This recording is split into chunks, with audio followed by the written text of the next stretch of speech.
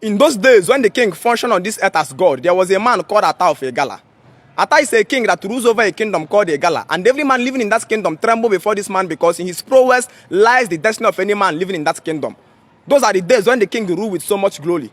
Those are the days when the king rules as this earth realm as God. They determine a man's lifespan without any other verification. So this Ata decided to marry a second wife, and he invited his council of his elders, who helped him to perform all the traditional rites that warrant the girl to become his wife. And then they brought the girl down to Ata Palace. And in the night, Ata went to make love with his newly wedded wife.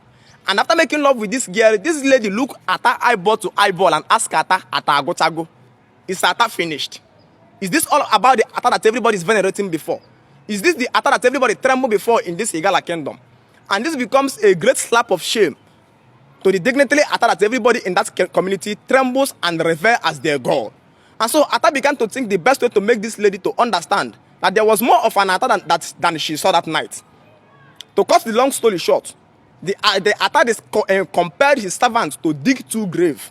And after they finished digging these 2 graves, 6 feet each, he invited both the father and the mother of that wife.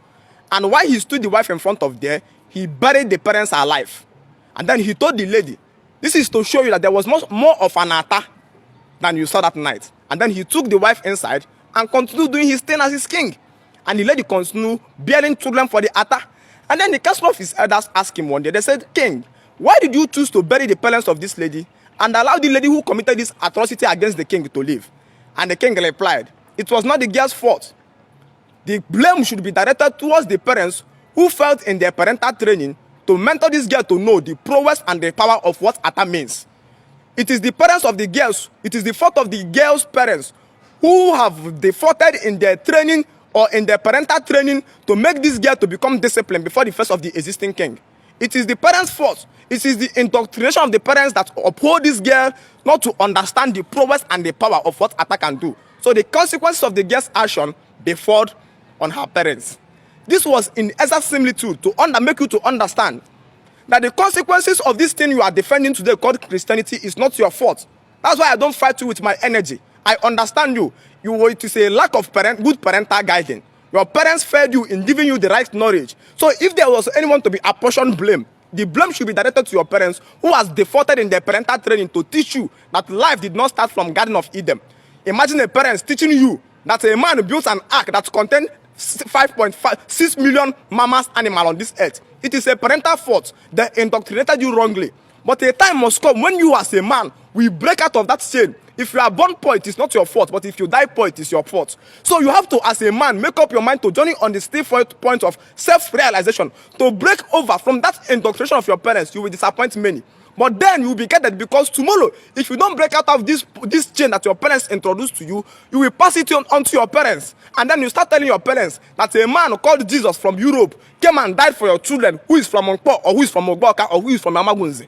You begin to indoctrinate your parents that because of Apple, the whole world began to sin. The whole world began to suffer. You begin to indoctrinate your children that because a man eats a fruit of knowledge, that was why the man was cursed. You begin to indoctrinate your children that because a woman eats a fruit of knowledge, that was why the woman feels pain while she was delivering. You begin to inculcate all type of rubbish. At this point, it is no longer the fault of your child. It is the fault of your own parents who indoctrinated you, and you as a parent, it becomes your own fault who indoctrinates your own child.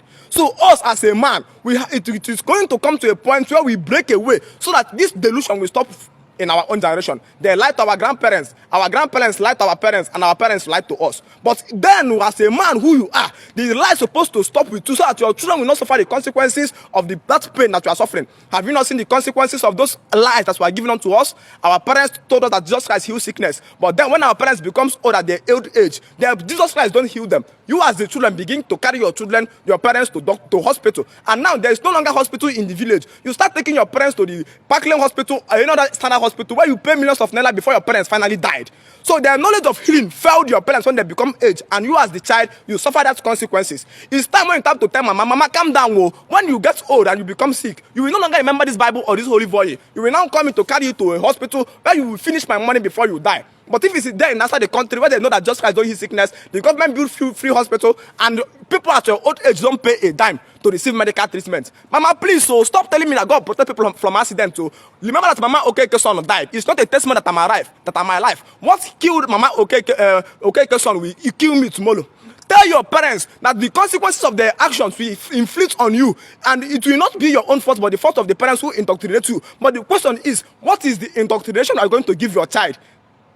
What is the indoctrination you are going to give your child? You are still going to tell your child that just Christ give people job so that they can be comfortable in a village that have no factory, and at the end forced to travel outside in the country to go and carry a white man's sheet, while their own parents are seen in the village as Amosu and witchcraft. Atta says it is not the fault of the lady. It is the fault of the parents who failed to give him parental indoctrination, parental training, parental implication of talking anyhow.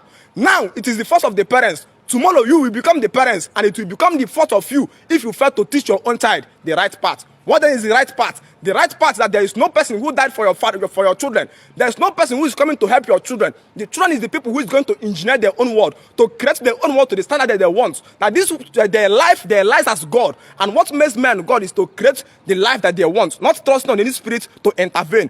Tell them that there is no better life after death. Tell them that the best life on earth is explored on earth. And after death lies decay or reincarnation. Men don't die to go anywhere, heaven or hell. So that your children don't live in anticipation of a better world after tomorrow.